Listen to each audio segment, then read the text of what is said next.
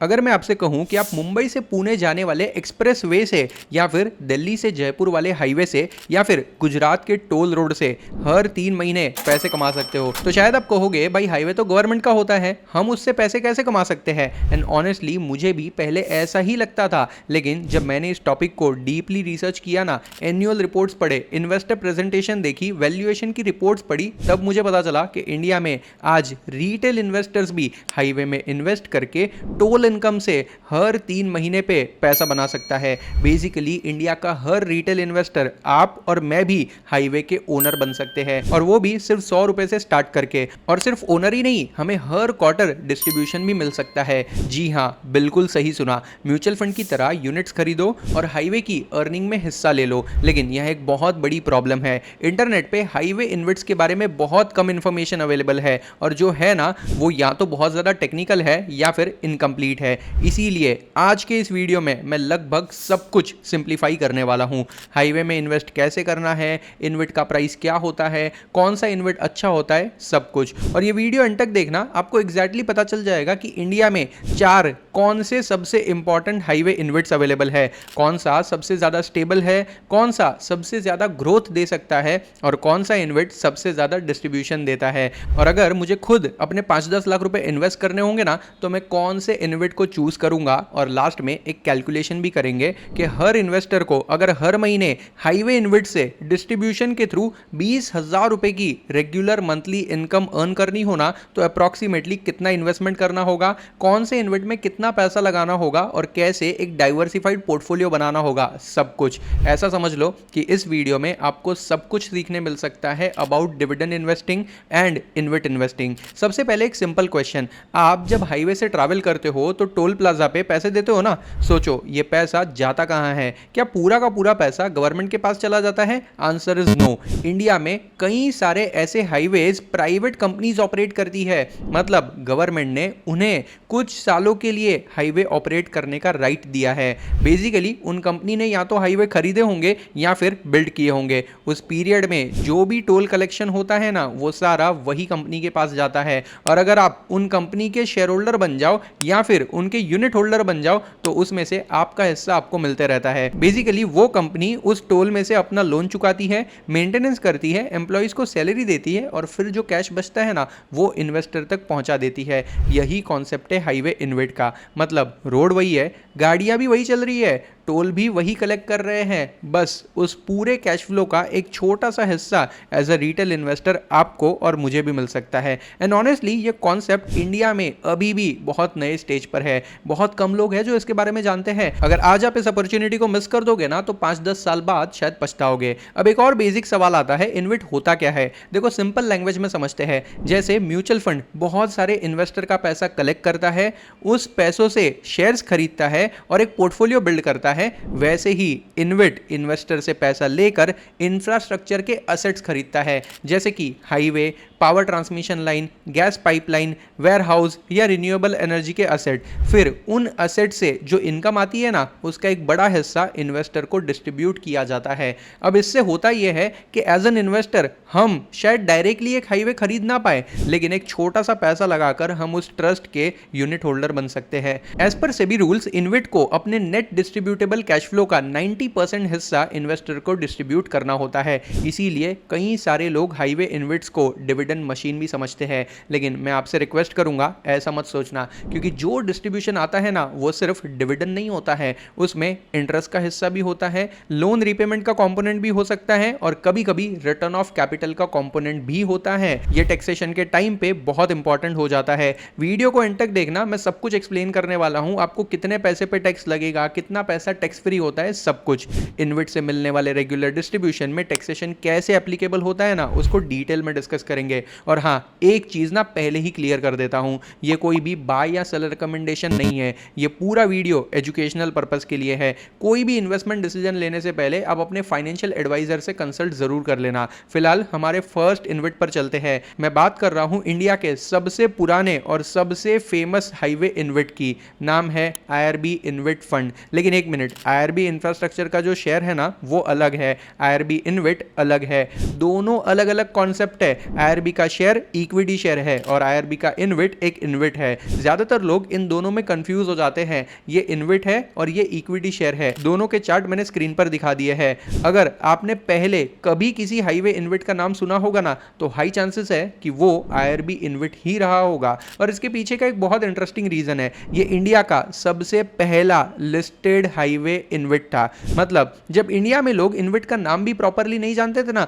तब आईआरबी ने retail investors को हाईवे की ओनरशिप का ऑप्शन दिया था। और इसी वजह से आज भी बहुत सारे इन्वेस्टर इसे बेंचमार्क मानकर चलते हैं। ये इनविट जितनी डिस्ट्रीब्यूशन देता है ना, शायद ही दूसरा कोई इनविट उतनी डिस्ट्रीब्यूशन दे पाया है। लेकिन सिर्फ पुराना होना काफी नहीं होता है। क्वेश्चन ये है कि आज के टाइम में आईआरबी इनविट कितना स्ट्रांग है। क्या आज भी यही इनविट सबसे बेस्ट है या फिर नए इनविट्स इससे ज्यादा बेहतर है? आइए समझते हैं। सबसे पहले स्पॉन्सर को समझना बहुत जरूरी है। इस इनविट के पीछे आईआरबी इंफ्रास्ट्रक्चर ग्रुप है। अगर आप हाईवे सेक्टर को फॉलो करते हो ना, तो आईआरबी का नाम डेफिनेटली सुना ही होगा। ये इंडिया की सबसे बड़ी प्राइवेट रोड डेवलपर्स में से एक है। आज आईआरबी ग्रुप के पास करीब 28 ऑपरेशनल हाईवे असेट्स है।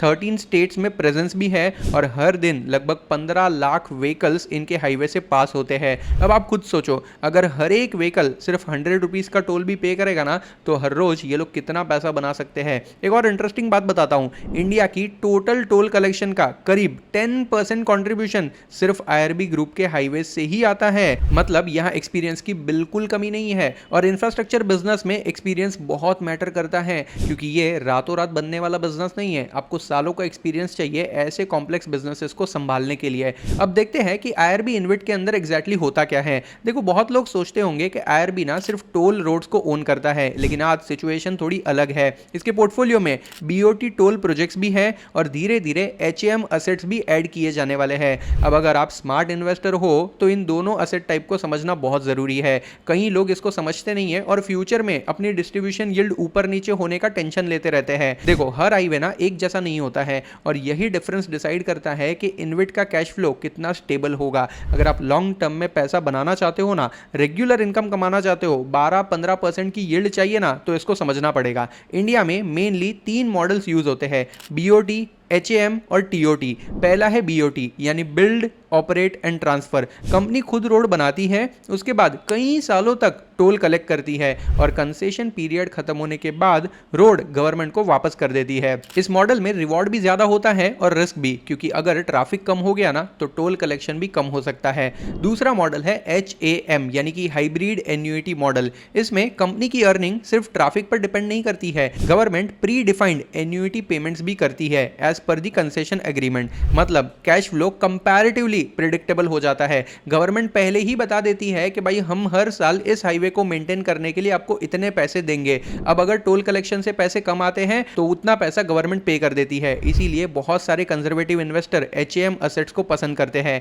और तीसरा मॉडल है टीओटी, टोल ऑपरेट ट्रांसफर। यहाँ रोड पहले से बना हुआ होता है, ट्रैफिक पहले से चल रहा होता है, कंस्ट्रक्शन का रिस्क ऑलमोस्ट खत्म। ऑपरेटर एक लमसम अमाउंट देकर कंसेशन लेता है और उसके बाद ऑपरेशनल हाईवे से टोल कलेक्ट करते रहता है। और इसी वजह से आज के वीडियो में जो 4 इनविट्स हम देखने वाले हैं ना, उनके बिजनेस मॉडल्स में भी ऐसे ही अलग अलग हाईवे शामिल है। किसी के पास ज्यादा टोल रोड्स है, किसी के पास एचएएम पोर्टफोलियो है और एक के पीछे तो खुद एनएचएआई स्पॉन्सर के रूप में खड़ी है, यानी रिस्क बहुत कम है। देखो, रिसेंटली आईआरबी इनविट ने गांडेवा एना एचएएम असेट एक्वायर किया। उसके बाद मैनेजमेंट ने और भी ऑपरेशनल हाईवेज असेट्स एक्वायर करने की स्ट्रेटजी बनाई है। एक्चुअली स्पॉन्सर ने अपने प्राइवेट इनविट के 2 और बीओटी असेट लगभग 4663 करोड़ एंटरप्राइज वैल्यू के साथ पब्लिक इनविट को ट्रांसफर करने का प्रपोजल भी दिया है। अगर ये एक्विजिशन कंप्लीट हो जाता है ना, तो आईआरबी इनविट का साइज और कैश फ्लो दोनों इंप्रूव हो सकते हैं। और यही चीज मुझे पर्सनली काफी इंटरेस्टिंग लगती है, क्योंकि एक अच्छा इनविट सिर्फ डिस्ट्रीब्यूशन नहीं देता है,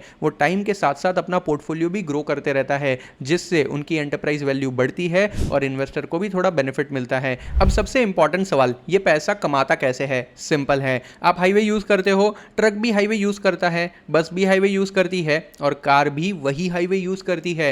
हर कोई वहां से पास होते होते टोल देते जाता है। ये टोल कलेक्शन पहले ऑपरेशन और मेंटेनेंस में जाता है, उसके बाद डेट की सर्विसिंग होती है, यानी जितना भी लोन इनविट ने लिया है ना, उसका इंटरेस्ट पे किया जाता है और फिर जो सरप्लस कैश बच जाता है ना, उसका एक बड़ा हिस्सा, ऑलमोस्ट 90% हिस्सा इन्वेस्टर्स को डिस्ट्रीब्यूट किया जाता है।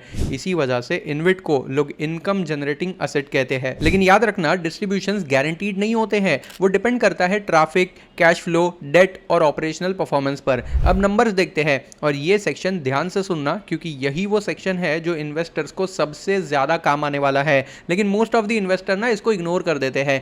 आईआरबी इन्वेट का करंट मार्केट प्राइस लगभग 61 रुपीज पर यूनिट के आसपास ट्रेड कर रहा है। जब मैंने रिसर्च की थी मैं तब का बात बता रहा हूं। बुक वैल्यू करीब 63 रुपीज है, यानी यूनिट हल्का सा डिस्काउंट पे ट्रेड हो रहा है। अब बात करते हैं इसके इनकम की। FY26 में आईआरबी इन्वेट ने टोटल 6 रुपए 60 पैसे पर यूनिट का डिस्ट्रीब्यूशन अनाउंस किया था और सिर्फ Q4 में 1 रुपीज 60 पैसे पर यूनिट का डिस्ट्रीब्यूशन दिया गया था, जो प्रीवियस क्वार्टर से थोड़ा ज्यादा था। अगर आप इस डिस्ट्रीब्यूशन को करंट मार्केट प्राइस से कंपेयर करो ना, तो ट्रेलिंग डिस्ट्रीब्यूशन यील्ड रफली 11% के आसपास बनती है। ये फिक्स डिपॉजिट से काफी ज्यादा लगती है, लेकिन एक बात इंपॉर्टेंट है जो हमेशा याद रखना, फिक्स डिपॉजिट का इंटरेस्ट फिक्स होता है, इन्वेट का डिस्ट्रीब्यूशन फिक्स नहीं होता है। इस लिस्ट में मेरे पास ऐसे इन्वेट भी है जो लोग 18% तक की यील्ड दे रहे हैं, लेकिन वो फिक्स नहीं है। वो बिजनेस परफॉर्मेंस के हिसाब से बढ़ भी सकता है और कम भी हो सकता है। और ऐसे कई सारे इन्वेट्स को मैंने मेरे इस पैसिव इनकम कोर्स में डिटेल में कवर किया है। ये कोर्स उन लोगों के लिए है जिन्हें रेट्स और इन्वेट से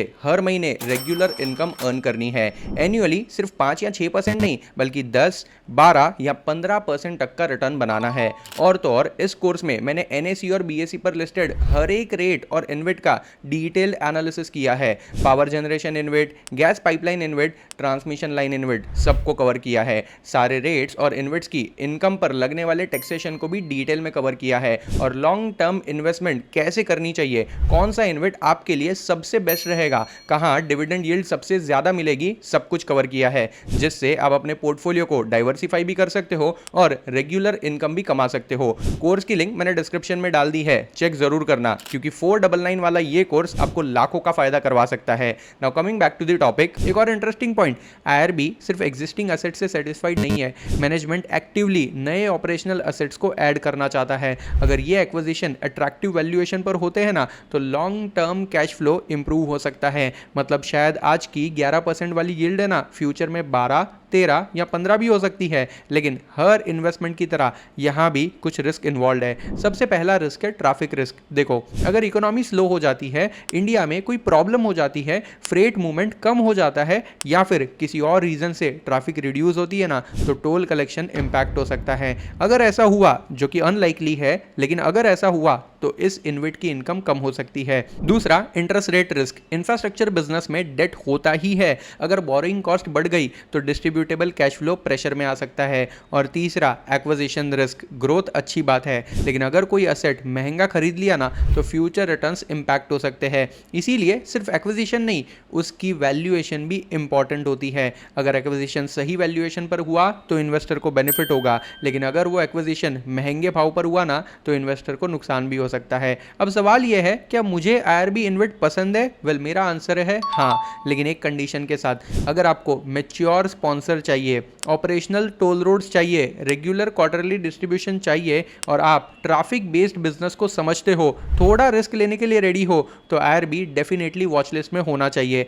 लेकिन एक मिनट, वीडियो खत्म नहीं हुई है, क्योंकि आगे हम ऐसे और इन्वेट देखने वाले हैं और उसमें से कुछ इन्वेट तो इससे भी बेहतर होने वाले हैं। हम जिस इन्वेट की बात करने वाले हैं ना, उनका बिजनेस मॉडल आईआरबी से कंप्लीटली अलग भी है। यहाँ टोल कलेक्शन पर डिपेंडेंसी काफी कम है और इसी वजह से कई सारे कंजर्वेटिव इन्वेस्टर उस इन्वेट को आईआरबी से भी सेफ मानते हैं। उसका नाम है इंडस इंफ्रा ट्रस्ट। अगर आपको यह नाम नया लग रहा है ना, तो टेंशन मत लीजिए, क्योंकि पहले इसका नाम भारत हाईवेज इन्वेट था, बाद में इसका नाम चेंज करके इंडस इंफ्रा ट्रस्ट कर दिया गया है। और इसके पीछे स्पॉन्सर कौन है? GR infra projects. अब अगर आप स्टॉक मार्केट फॉलो करते हो ना, तो जीआर इंफ्रा का नाम जरूर सुना होगा। ये इंडिया की लीडिंग हाईवे ईपीसी और एचएएम डेवलपर्स में से एक है। रोड बनाना, ऑपरेट करना और नेशनल हाईवे प्रोजेक्ट्स एग्जीक्यूट करना, इनका सबसे बड़ा एक्सपीरियंस है, इनकी स्पेशलाइजेशन है, क्योंकि ये लोग ये काम सालों से करते आ रहे हैं। जैसे आईआरबी को भी सालों का एक्सपीरियंस है ना, जीआर इंफ्रास्ट्रक्चर ग्रुप को भी सालों का एक्सपीरियंस है। लेकिन यहाँ सबसे इंटरेस्टिंग बात क्या है पता है, आईआरबी की तरह ये इन्विट प्योर टोल कलेक्शन पर डिपेंड नहीं करता है। इनके पोर्टफोलियो का मेजर हिस्सा HAM प्रोजेक्ट्स का है। और अगर आपको याद होगा, वीडियो की स्टार्टिंग में मैंने आपको बताया था कि HAM प्रोजेक्ट्स होते क्या है। HAM का मतलब होता है हाइब्रिड एन्युइटी मॉडल। यहाँ इनकम काफी हद तक गवर्नमेंट के एन्युइटी पेमेंट से लिंक्ड होती है, इसीलिए ट्रैफिक का डायरेक्ट इंपैक्ट बहुत कम होता है। इसी वजह से बहुत सारे इंस्टीट्यूशनल इन्वेस्टर HAM असेट्स को comparatively predictable cash flow asset मानते हैं। और मुझे पर्सनली भी लगता है कि इंडस का सबसे बड़ा एडवांटेज ना यही है। अब देखते हैं पोर्टफोलियो कितना बड़ा है। लिस्टिंग के टाइम इसके पास 7 ऑपरेशनल रोड असेट्स थे, लेकिन मैनेजमेंट यहां रुकी नहीं थी। मैनेजमेंट ने यहां से ग्रोथ का रास्ता अपनाया। आज उनका पोर्टफोलियो एक्सपांड होकर टोटल 13 ऑपरेशनल असेट्स तक पहुंच चुका है। और मैनेजमेंट का टारगेट है आने वाले टाइम में और भी ज्यादा ऑपरेशनल असेट्स को एक्वायर करना है। यानी ये सिर्फ डिस्ट्रीब्यूशन देने वाला इन्विट नहीं होने वाला है, ये एक्टिवली ग्रो भी करना चाहता है। ऑफ कोर्स फ्यूचर में एक्विजिशन कौन से प्राइस पर होंगे उसमें रिस्क है। हो सकता है अच्छे वैल्यूएशन पर एक्विजिशन हो तो इन्वेस्टर को फायदा हो सकता है, और अगर महंगे वैल्यूएशन पर हुआ तो इन्वेस्टर को लॉस भी हो सकता है। और ये ग्रोथ सिर्फ बोलने वाली नहीं है। रिसेंट एक्विजिशन में ये ट्रस्ट ने 3 नए ऑपरेशनल HAM प्रोजेक्ट्स को एक्वायर भी किया है। और रिसेंटली केरला का एक और ऑपरेशनल HAM एक्सप्रेसवे एक्वायर करने के लिए शेयर परचेज एग्रीमेंट भी साइन कर लिया है। मैनेजमेंट के अकॉर्डिंग इस एक्विजिशन के बाद पोर्टफोलियो की एवरेज कंसेशन लाइफ भी इंप्रूव होने वाली है। मतलब कंपनी फ्यूचर के लिए रनवे क्रिएट कर रही है। अब बात करते हैं नंबर्स की। देखो, इसका करंट मार्केट प्राइस रिसर्च के टाइम पे लगभग 126 रुपीस के आसपास था। आज का प्राइस देखना है तो आप अपने ब्रोकर के ऐप में लॉगिन करके चेक कर सकते हो। इसकी बुक वैल्यू करीब 119 रुपए के आसपास थी। मतलब ये थोड़ा सा प्रीमियम पे ट्रेड कर रहा था, बुक वैल्यू से ज्यादा वैल्यू पे ट्रेड कर रहा था। और इसके पीछे का रीजन क्या है, इनके पोर्टफोलियो के most of the roads HAM projects है, जहां पे उनके पास वॉलेटिलिटी रिस्क कम है। और इसका एक और रीजन है, मार्केट फ्यूचर ग्रोथ को भी प्राइस कर रहा है। मैनेजमेंट कंटिन्यूअसली नए एसेट्स को ऐड करते जा रहा है, और अगर एक्विजिशन डिसिप्लिन के साथ होते रहे ना तो डिस्ट्रीब्यूटेबल कैश फ्लो भी बढ़ सकता है। अब बात करते हैं सबसे इंपॉर्टेंट चीज की, डिस्ट्रीब्यूशन। FY26 में इंडस इंफ्रा ट्रस्ट ने टोटल 13 रुपीज 50 पैसे पर यूनिट डिस्ट्रीब्यूट किया था। यह मैनेजमेंट गाइडेंस से बेटर था। और इंटरेस्टिंग बात यह है कि मैनेजमेंट ने FY27 के लिए minimum 14 rupees per unit distribution की गाइडेंस दी हुई है। यह इन्वेस्टर के लिए एक पॉजिटिव सिग्नल है, क्योंकि इंफ्रास्ट्रक्चर बिजनेस में प्रेडिक्टेबिलिटी बहुत इंपॉर्टेंट होती है। अब इस इन्विट में इन्वेस्ट करने की प्रोसेस भी देख लेते हैं। सिंपली आप एंजल वन ऐप डाउनलोड कर लो, लिंक मैंने डिस्क्रिप्शन में दी है। वहां पे आपको जो इन्विट चाहिए उसका नाम सर्च करो, जितने यूनिट चाहिए उतने बाय कर लो, अगले ही क्वार्टर से पैसा आपके अकाउंट में आते रहेगा। अब आते हैं हमारे अगले इन्विट पर। अब हम जिस इन्विट की बात करने वाले हैं ना, उसने मुझे पर्सनली काफी सरप्राइज किया है। नाम है कैपिटल इंफ्रा ट्रस्ट। देखो, ये इन्विट जनवरी 2025 में स्टॉक मार्केट पर लिस्ट हुआ था। उस टाइम इसके पोर्टफोलियो में 9 ऑपरेशनल HAM रोड असेट्स थे। इसके सारे इनिशियल असेट्स HAM प्रोजेक्ट्स है। मतलब इनकम का major source directly toll collection नहीं है, बल्कि NHAI के कंसेशनल फ्रेमवर्क के अंडर मिलने वाली एन्युइटी पेमेंट्स है। इसीलिए अगर कल को किसी हाईवे पर ट्रैफिक एक्सपेक्टेड से थोड़ा कम भी हो जाए ना, तो भी इसे ज्यादा फर्क नहीं पड़ेगा। यह वजह है कि काफी इंस्टीट्यूशंस HAM पोर्टफोलियो को डिफेंसिव इंफ्रास्ट्रक्चर असेट मानते हैं और ज्यादातर ऐसी जगह पे पैसे इन्वेस्ट करते हैं। लेकिन अभी सबसे इंटरेस्टिंग पार्ट आता है ग्रोथ। ये बहुत सारे नए इन्विट्स की प्रॉब्लम होती है। पोर्टफोलियो बहुत छोटा होता है और फ्यूचर विजिबिलिटी क्लियर नहीं होती है। कैपिटल इंफ्रा ट्रस्ट के केस में मैनेजमेंट ने पहले ही फ्यूचर रोड मैप दिखा दिया है। स्पॉन्सर के पास राइट ऑफ फर्स्ट ऑफर यानी रोफो पाइपलाइन है। सिंपल लैंग्वेज में यह समझो कि अगर गावार कंस्ट्रक्शन फ्यूचर में कोई eligible operational HAM project monetise करना चाहे ना, तो पहला राइट कैपिटल इंफ्रा ट्रस्ट के पास ही होगा। और ये छोटी बात नहीं है। मैनेजमेंट ने प्रेजेंटेशन में बताया है कि 17 रोफो असेट्स पाइपलाइन में है, जिससे FY27 तक इनका AUM लगभग डबल करने का टारगेट रखा गया है। अब ऑब्वियसली ये टारगेट है, गारंटी नहीं है, लेकिन ग्रोथ विजिबिलिटी जरूर दिखाती है। कहने का मतलब यह है कि ये इन्विट भले नया है लेकिन ग्रोथ के रास्ते में है। अब बात करते हैं इनकम की। कंपनी ने FY26 के लिए अप्रॉक्सीमेटली 14 रुपीज 61 पैसे पर यूनिट का डिस्ट्रीब्यूशन गाइडेंस दिया है। ऑफ कोर्स ये गारंटी नहीं है, लेकिन मैनेजमेंट ने ये डिस्ट्रीब्यूशन का गाइडेंस ऑलरेडी दे दिया है। जो इशू प्राइस के बेसिस पर देखा जाए ना, तो 14.75% तक की इंडिकेटिव यील्ड बताता है। लेकिन एक इंपॉर्टेंट बात याद रखना, मैं हमेशा एक ही चीज बोलता हूं, कभी भी सिर्फ हेडलाइन यील्ड देखकर इन्वेस्टमेंट मत करना। यील्ड हाई होने के पीछे कई सारे रीजन हो सकते हैं, ये समझना बहुत इंपॉर्टेंट है। लेकिन क्या सब कुछ परफेक्ट है? बिल्कुल नहीं। सबसे बड़ा रिस्क यही है कि कैपिटल इंफ्रा ट्रस्ट अभी रिलेटिवली नया लिस्टेड इन्वेट है, इसका long term listed track record available नहीं है, आईआरबी के कंपैरिजन में काफी छोटा है। दूसरा, ग्रोथ लार्जली स्पॉन्सर के पाइपलाइन एग्जीक्यूशन पर डिपेंड करती है। अगर रोफो असेट्स टाइमली और अट्रैक्टिव वैल्यूएशन पर ट्रांसफर होते हैं तो इन्वेस्टर को बेनिफिट मिल सकता है। लेकिन अगर एक्विजिशंस डीले हुए या एक्सपेंसिव वैल्यूएशन पर करने पड़े ना, तो एक्सपेक्टेड रिटर्न्स इंपैक्ट हो सकते हैं। मतलब अभी जो 14-15% की यील्ड दिख रही है ना, वो इवेंचुअली कम भी हो सकती है। लेकिन अभी असली गेम बाकी है, क्योंकि अगला इन्वेट बाकी तीनों से कंप्लीटली अलग है। इसके पीछे किसी प्राइवेट डेवलपर का नाम नहीं है, खुद NHAI खड़ा है। आप खुद समझ सकते हो कि रिस्क कितना कम होगा। National highways authority of India खुद इसका स्पॉन्सर है। ये वही ऑर्गेनाइजेशन है जो इंडिया के नेशनल हाईवेज डेवलप करती है। और अगर गवर्नमेंट इंडिया के हाईवेज मोनेटाइज करना कंटिन्यू करती है ना, तो ये इन्वेट फ्यूचर में बहुत बड़ा रोल प्ले कर सकता है। नाम है राजमार्ग इंफ्रा इन्वेस्टमेंट ट्रस्ट। सबसे पहले एक सिंपल क्वेश्चन, गवर्नमेंट को हाईवे इन्वेट बनाने की जरूरत ही क्या पड़ी? आखिर गवर्नमेंट खुद भी तो टोल कलेक्ट कर सकती है, फिर रिटेल इन्वेस्टर को बीच में लाने की क्या जरूरत है? वेल, रीजन सिंपल है। इंडिया अगले 10-20 सालों में लाखों करोड़ों रुपए इंफ्रास्ट्रक्चर पर स्पेंड करने वाली है।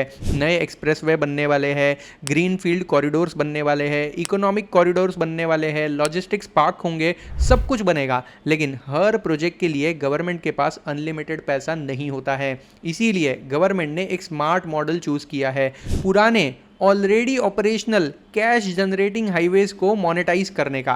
मतलब गवर्नमेंट के पास जो पुराने हाईवे पड़े हैं ना, जिससे रेगुलर टोल इनकम आ रही है, उसे बेचने का। उनसे जो पैसा मिलेगा उससे नए हाईवेज बनेंगे। और इसी प्रोसेस को सपोर्ट करता है राजमार्ग इंफ्रा इन्वेस्टमेंट ट्रस्ट। इसके पोर्टफोलियो में फिलहाल 5 ऑपरेशनल टोल रोड्स है। ये सब मिलाकर लगभग 260 किलोमीटर का ऑपरेशनल हाईवे नेटवर्क बनाता है और इन पर 7 टोल प्लाजाज ऑपरेट होते हैं। ये असेट झारखंड, आंध्र प्रदेश, तमिलनाडु, कर्नाटका जैसे इंपॉर्टेंट स्टेट्स में लोकेटेड है। एक और बात है जो मुझे पर्सनली बहुत पसंद आई है, ये रोड्स TOT मॉडल पर ऑपरेट होते हैं। याद है ना, वीडियो की स्टार्टिंग में बताया था, TOT का मतलब होता है टोल ऑपरेट ट्रांसफर। इस मॉडल का सबसे बड़ा एडवांटेज क्या है पता है? रोड ऑलरेडी बन चुका है, ट्रैफिक ऑलरेडी एस्टैब्लिश हो चुका है, कंस्ट्रक्शन का रिस्क ऑलमोस्ट खत्म है। मतलब आप एक ऑपरेशनल बिजनेस खरीद रहे हो, ना कि अंडर कंस्ट्रक्शन वाला प्रोजेक्ट के फ्यूचर में क्या होगा हमें पता ही नहीं है। और ऑनेस्टली इनकम इन्वेस्टिंग के परस्पेक्टिव से ये बहुत बड़ा पॉजिटिव पॉइंट होता है।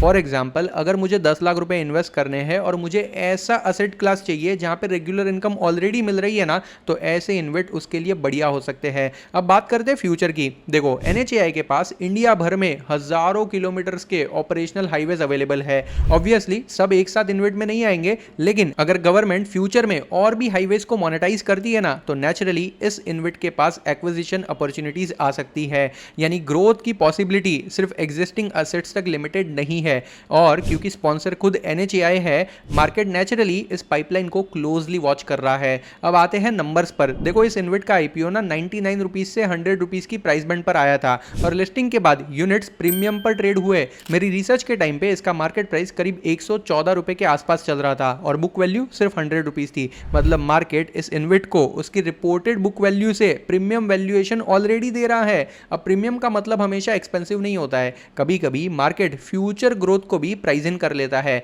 और मुझे लगता है कि इस इन्वेट के साथ एग्जैक्टली यही हो रहा है। क्यों पता है? क्योंकि स्पॉन्सर की क्वालिटी उस प्रीमियम का एक इंपॉर्टेंट रीजन है। स्पॉन्सर कौन है? खुद NHAI। पीछे कौन है? गवर्नमेंट खुद है, जो अपने ऑपरेशनल हाईवेज इसको ट्रांसफर कर सकती है। एक और इंटरेस्टिंग चीज है, IPO का साइज भी छोटा नहीं था। लगभग 6000 करोड़ रुपए रेस किए हैं, जिसमें बहुत सारे इंस्टीट्यूशनल इन्वेस्टर ने करोड़ों रुपए इन्वेस्ट भी किए हैं। और इस इशू को इंस्टीट्यूशंस की तरफ से इतना बड़ा रिस्पॉन्स मिला जो शायद आपने सोचा भी नहीं होगा। यह भी एक पॉजिटिव सिग्नल था कि इंस्टीट्यूशनल इन्वेस्टर इस एसेट क्लास को सीरियसली देख रहे हैं। लेकिन यहां एक ऑनेस्टी वाली बात बताना चाहूंगा, RIIT अभी रिलेटिवली नया लिस्टेड इन्वेट है, इसीलिए इसके पास IRB जैसा लॉन्ग डिस्ट्रीब्यूशन हिस्ट्री नहीं है। इसीलिए मैं पर्सनली भी इस इन्वेट को क्लोजली मॉनिटर कर रहा हूं, क्योंकि इंफ्रास्ट्रक्चर बिजनेस में एग्जीक्यूशन सबसे इंपॉर्टेंट होता है। भले आपके पास कितने भी अच्छे एसेट हो, लेकिन अगर एग्जीक्यूशन स्ट्रांग नहीं है ना, तो शायद आप पैसे गवा सकते हो। अब आप पूछोगे कि इन चारों में से सबसे बेस्ट इन्वेट कौन सा है,